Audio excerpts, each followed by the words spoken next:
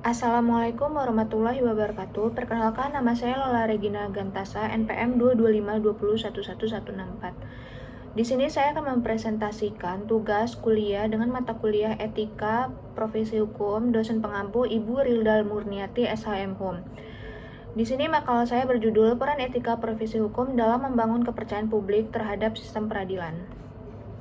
Latar belakang masalah. Berbicara sistem peradilan merupakan salah satu pilar utama dalam penegakan hukum dan keadilan di suatu negara. Keberhasilan sistem ini sangat bergantung pada kepercayaan publik terhadap integritas dan profesionalisme para pelaku hukum seperti hakim, jaksa, dan advokat. Peran etika profesi hukum sangat krusial dalam menjaga integritas dan kredibilitas para profesional hukum, sebagaimana ditegaskan dalam berbagai literatur dan peraturan. Etika profesi hukum berfungsi sebagai mekanisme pengawasan internal yang menjaga penyalahgunaan wewenang dan korupsi di kalangan aparat penegak hukum. Prinsip-prinsip etika mendorong para profesional hukum untuk bertindak dengan keadilan, objektivitas, dan tanggung jawab sosial. Hal ini sangat penting agar setiap individu mendapatkan perlakuan yang setara di hadapan hukum. Dasar hukum yang mengatur etika profesi di Indonesia antara lain adalah Undang-Undang Nomor 48 Tahun 2009 tentang Kekuasaan Kehakiman, yang menegaskan bahwa hakim wajib menjaga mandirian peradilan dan menaati kode etik serta pedoman perilaku hakim. Selain itu, kode etik profesi advokat dan jaksa juga mengatur standar perilaku yang harus dipatuhi oleh menjamin profesionalisme dan integritas. Kode etik ini tidak hanya berfungsi sebagai pedoman perilaku, tetapi juga sebagai sarana kontrol sosial dan mencegah konflik kepentingan dan pelanggaran moral yang merusak kepercayaan publik. Namun, dalam praktiknya, masih banyak ditemukan pelanggaran etika di kalangan praktisi hukum yang berdampak negatif terhadap sistem peradilan dan kepercayaan masyarakat. Kasus-kasus suap, manipulasi putusan, penyalahgunaan wewenang dan konflik kepentingan yang melibatkan hakim, jaksa maupun advokat seringkali menjadi sorotan publik. Pelanggaran tersebut tidak hanya mencederai martabat profesi hukum, tetapi juga mengancam integritas sistem peradilan yang seharusnya berjalan secara adil, transparan, dan akuntabel. Jika masyarakat merasa hukum tidak ditegakkan secara adil, mereka cenderung mencari keadilan di luar sistem formal, yang berpotensi menimbulkan konflik dan anarki. Oleh karena itu, membangun dan melihara kepercayaan publik melalui penerapan etika profesi hukum yang ketat menjadi suatu keharusan untuk menjaga legitimasi dan efektivitas sistem peradilan. Yang B, rumusan masalah. Berdasarkan latar belakang tersebut, penulis merumuskan permasalahan untuk diteliti sebagai berikut. Yang pertama, bagaimana peran etika profesi hukum dalam menjaga integritas dan profesionalisme para pelaku hukum untuk membangun kepercayaan publik terhadap sistem peradilan di Indonesia? Apa saja kendala tantangan yang dihadapi dalam penerapan etika profesi hukum serta bagaimana upaya yang dapat dilakukan untuk mengatasi masalah tersebut guna meningkatkan kepercayaan masyarakat terhadap sistem peradilan. Yang C, pembahasan. Pertama, peran etika profesi hukum dalam menjaga integritas dan profesionalisme para pelaku hukum untuk membangun kepercayaan publik terhadap sistem peradilan di Indonesia. Etika profesi hukum memegang peranan penting dalam menjaga integritas dan profesionalisme para pelaku hukum di Indonesia, yang sangat menentukan tingkat kepercayaan publik terhadap sistem peradilan. Integritas dan kredibilitas para profesi hukum seperti hakim, jaksa, dan advokat sangat beruntung pada kepatuhan mereka terhadap prinsip-prinsip etika profesi. Etika profesi hukum berfungsi sebagai pedoman perilaku sekaligus mekanisme pengawasan internal yang mencegah penyalahgunaan wewenang aparat penegak hukum. Dengan mematuhi kode etik, para pelaku hukum diharapkan menjauhkan diri dari praktik korupsi, manipulasi putusan, dan penyalahgunaan jabatan yang dapat merusak citra dan kepercayaan masyarakat terhadap sistem hukum.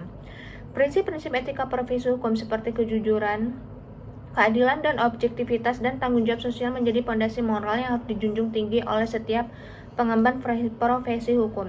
Etika profesi mendorong para pelaku hukum untuk menempatkan kepentingan keadilan dan masyarakat di atas kepentingan pribadi atau kelompok. Mereka juga dituntut untuk terus meningkat kompetensi dan profesionalisme serta memperhatikan dampak sosial dari setiap tindakan hukum yang diambil. Kepercayaan publik terhadap sistem peradilan sangat dipengaruhi oleh perilaku etis para pelaku hukum. Ketika masyarakat melihat bahwa hakim, jaksa, dan advokat menjalankan tugasnya dengan integritas dan profesionalisme, maka kepercayaan terhadap sistem hukum akan tumbuh.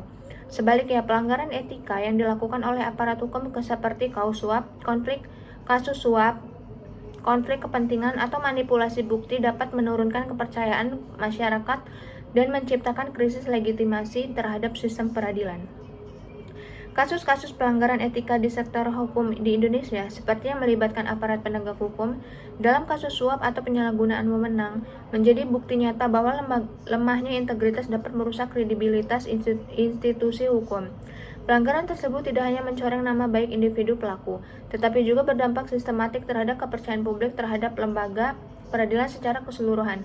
Oleh karena itu, penguatan pengawasan internal dan eksternal serta pendidikan etika yang lebih intensif sangat diperlukan untuk mencegah terjadinya pelanggaran serupa di masa mendatang.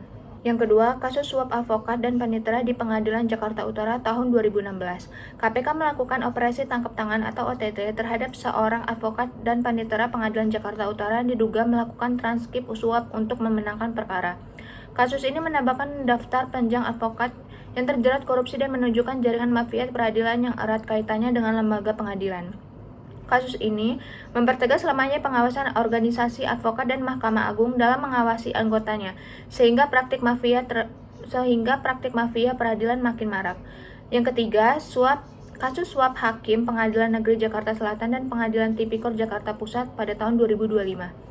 4 hakim termasuk Ketua Pengadilan Negeri Jakarta Selatan Muhammad Arif Nuryanta dan 3 hakim Tipikor Jakarta Pusat diduga menerima suap untuk melepaskan terdakwa korupsi dalam perkara pemberian fasilitas ekspor crude palm oil atau CPO.